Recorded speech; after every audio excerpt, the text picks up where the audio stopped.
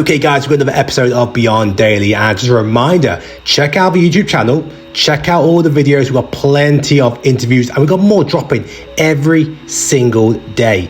The latest one is the Lewis Breed interview, and this is all about the Italy show in 2.5 weeks time. Do check it out. We're going to start straight off from Samson, Dowda and Quinton, and just this little segment here of Samson going through some of the poses for Quinton as Quinton plans to go head to head with Mark Hector, with Lewis Breed, with Sergio Oliveira in 2.5 weeks over in Italy. So this can only be mega for Quinton, where he's getting this advice from Mr. Olympia himself. And what's also amazing is Mr. Olympia, Samson Dowda, has got enough on his plate already. He's got Gerald on his plate, he's got Nick Walker, he's got Hardy Chupan, and yet he's still making the time to support those guys around him. But also at the same time, I'm sure this is also having a positive impact on him as well. So if a 100% brick arrives at Italy, will we see him at the Olympia? If I get the chance to stand toe-to-toe next to Quinton, Mark, Sergio, yeah, I can beat them on enough poses to hit that Olympia stage.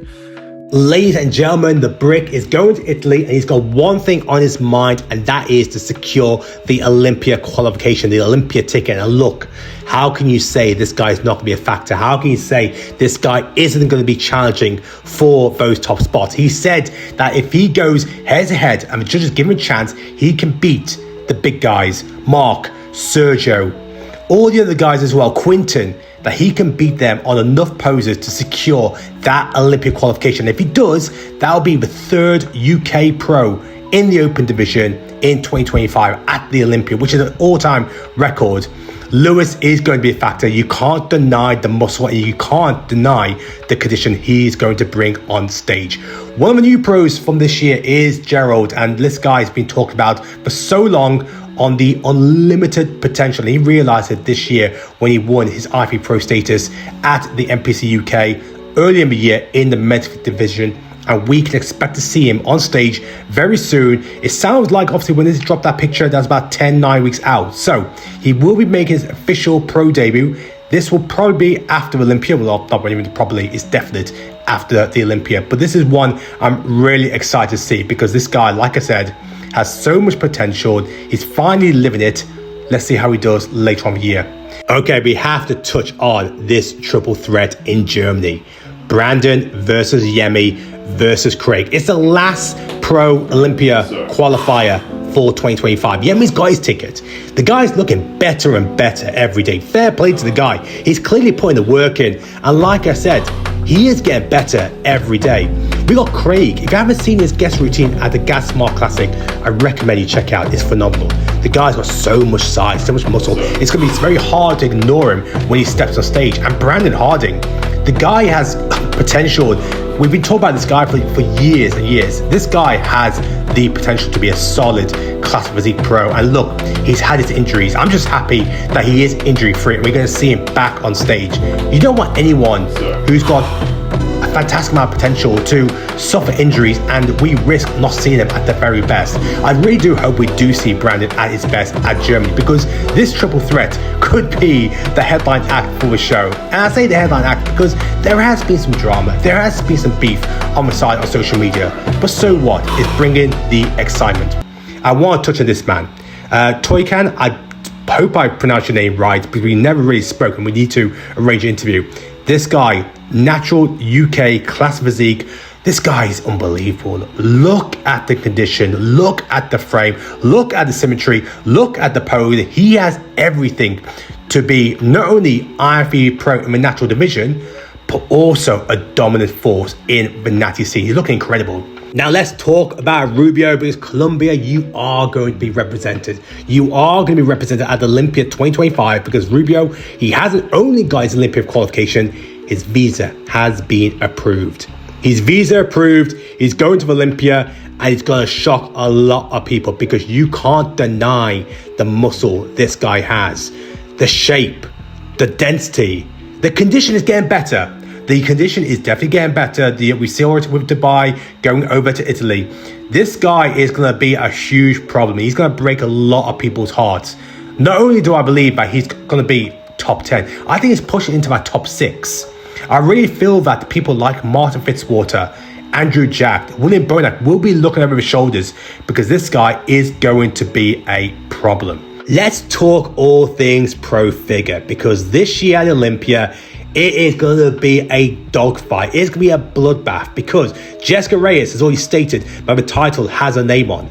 Missy Truscott says she's going to be a problem for the girls in the first call out. Rhea has got a ticket to the Olympia already, and she's already a top 5 Olympian. Lola, pro Pittsburgh winner, she is going to be one of the favorites. She's been top 3 for the last 3 years. I'm excited to see how Lola gets on. Let's go look at classic physique, because we've got Fabian back on stage this weekend in Austria.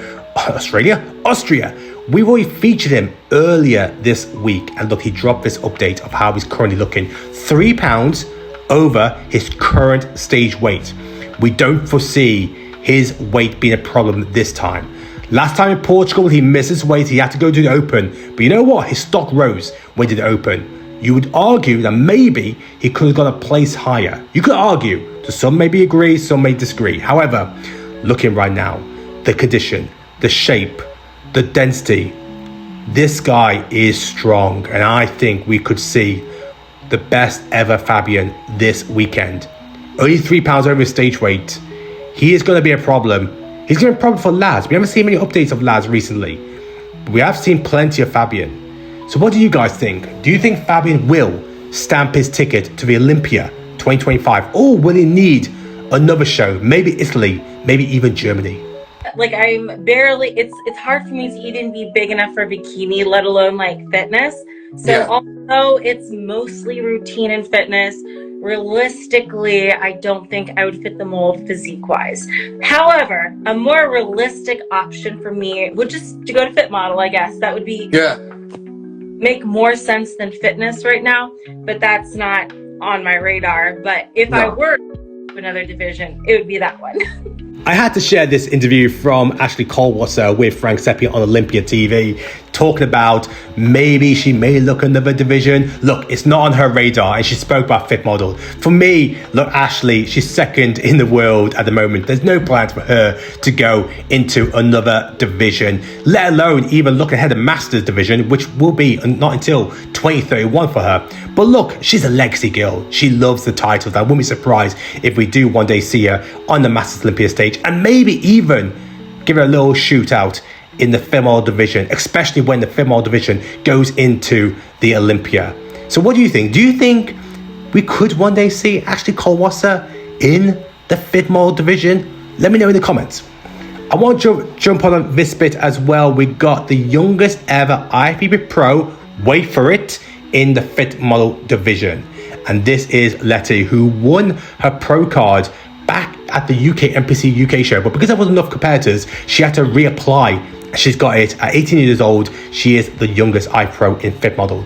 Let's look at this, guys. I dropped this video yesterday. This was from the Labrada Nutrition YouTube channel, and this is the guest posing routine from Terrence Ruffin and Logan Franklin. And guys, the more I watch of it, the more I appreciate it. But not just them, but also the promoter, the show, for pushing the boundaries of what they want to give the audience, for pushing the boundaries of what a posing routine should entail. This would have cost some money for them to put this on. If you saw the spinning stage, that would have cost some money, but we did that for the love of bodybuilding, for the love of the art of posing, and you got two of the biggest names in the game to showcase that. So well done to Terrence, well done to Logan, and of course, shout out to the promoter. Guys, over the years, we've seen so many iconic names win the Mr. Olympia title. But my question to you is, which Mr. Olympia in the open division during their 12-month reign has been the most influential, has been the greatest ambassador for the sport, for the Olympia during their 12-month reign? So that is from the moment they won the Olympia title to the moment they step on stage and the following Olympia.